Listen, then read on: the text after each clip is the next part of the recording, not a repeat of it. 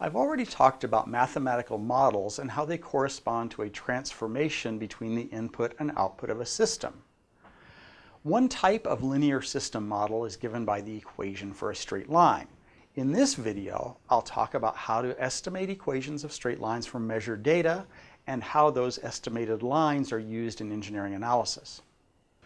First, I'll quickly go over some of the mathematical basics relative to straight lines before we go over applications of the math. The governing equation for a straight line is commonly expressed as y is equal to m times x plus b. X is the independent variable and y is the dependent variable, since the value of y depends on the value of x that you plug into the equation. The line is often graphically represented this way. B is the y-intercept of the line. It's simply the value of y when we set x equal to 0. M is the slope of the line. It's the rate at which y changes if we change x. It's often indicated this way on plots of the line. If I change x by 1, y changes by an amount m. More generally, m is any change in y corresponding to a change in x. Mathematically, this is usually written as delta y divided by delta x, since the symbol delta is often used to represent a change. So if I choose a delta x, I'll get some corresponding delta y. The ratio of the change in y to the change in x is m. I can express these values in terms of specific points on the line. If I have an x value x1, which corresponds to a y value of y1, and a second point, x2, y2, the slope will be y2 minus y1, the change in y, divided by x2 minus x1, the change in x. It doesn't matter which order the individual points are in this expression, so I'll get the same result if I take y1 minus y2 divided by x1 minus x2. Now I'll introduce some of the ways that engineers use these relationships. One useful process is to estimate the equation of a straight line from measured data points. Suppose we apply an input x1 to the system and measure the corresponding output y1. Then we apply a different input x2 to the system, which results in an output value y2. These values can be used to estimate m and b in the straight line equation. This process is called model estimation, since we're estimating the mathematical model from measured data. If the equation governing the system is known, we can use the equation to determine the output for any desired input value. Specifically, if we're using measured data to determine the equation, we can predict the system behavior at points other than those actually tested. Next, I'll elaborate on the mathematics of these approaches and then do an example associated with these concepts. Model estimation uses data to estimate the equation that relates a system output to its input.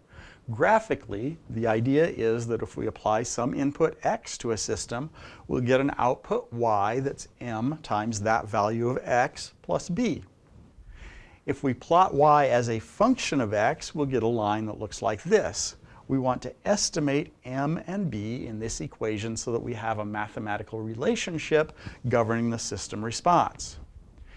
If we measure the system output for two different input values, we'll get two pairs of data points, x1, y1 and x2, y2.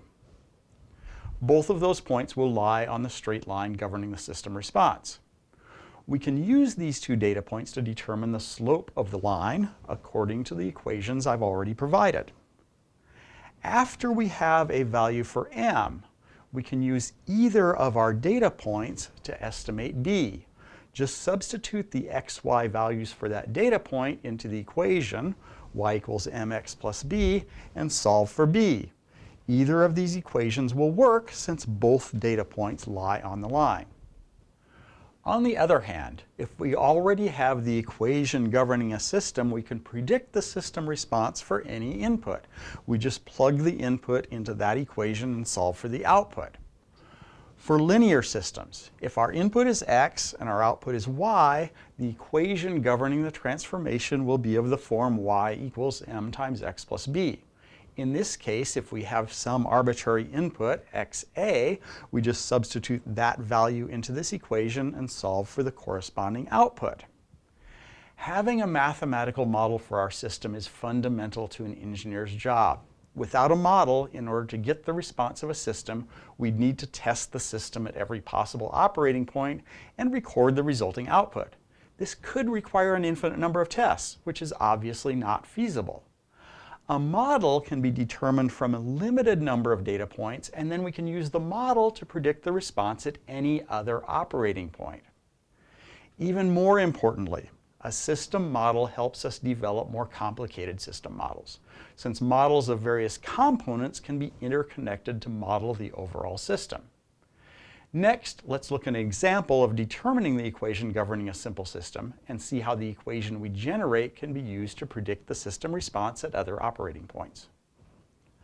A thermistor responds to changes in temperature by changing its resistance.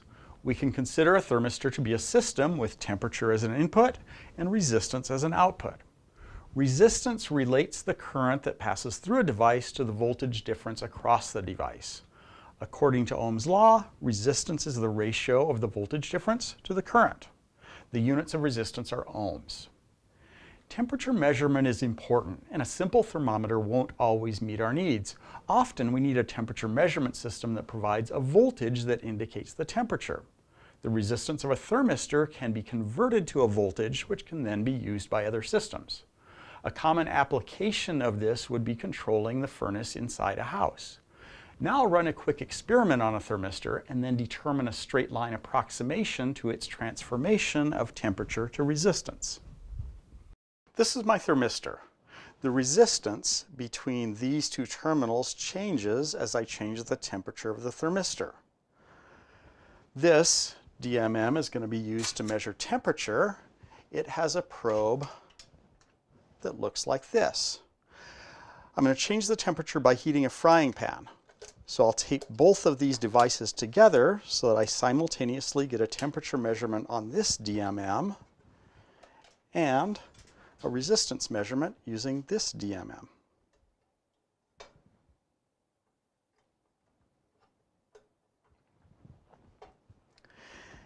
At room temperature, the temperature is about 25 degrees centigrade, and the thermistor's resistance is about 9.6 or 9.7 kiloohms. I can heat this up by turning on power to the gas stove.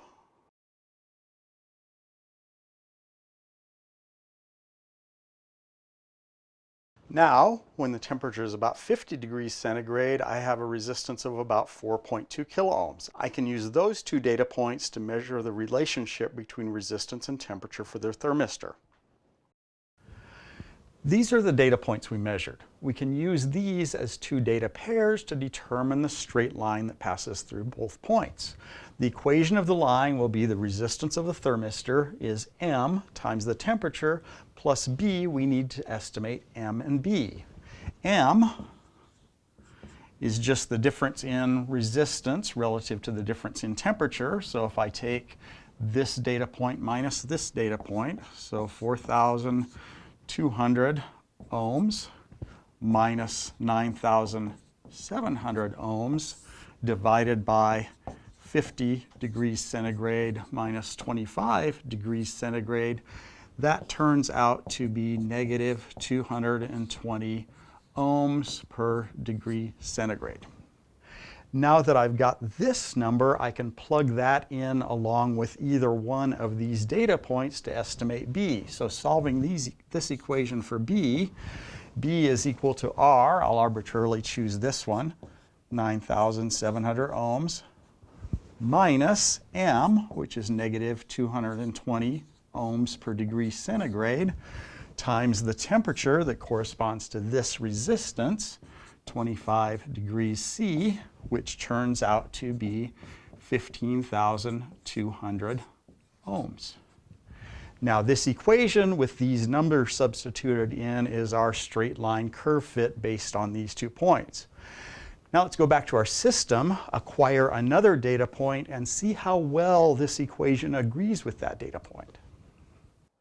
Now let's measure our resistance at about 40 degrees centigrade to check our mathematical model.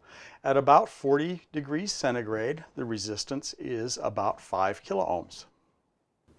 Using our previous two data points, this is the equation we came up with that relates resistance to temperature of the thermistor. We measured another data point at 40 degrees centigrade and got 5 kiloohms. Let's determine what we expect from our equation and compare this with what we actually get. So at 40 degrees centigrade, we'd expect the resistance to be negative 220 ohms per degree centigrade times 40 degrees centigrade plus 15,200 ohms. And this turns out to be about 6.4 kiloohms, which is kind of significantly different from what we actually measured. Now, whether this is good enough or not depends on my engineering application. It might be fine. I might need to go to some higher order curve fit for this. In this video, I talked about estimating straight lines for a given system and using that estimate to predict the system response. In the next video, I'll talk about using linear relationships to design a system to do some desired task.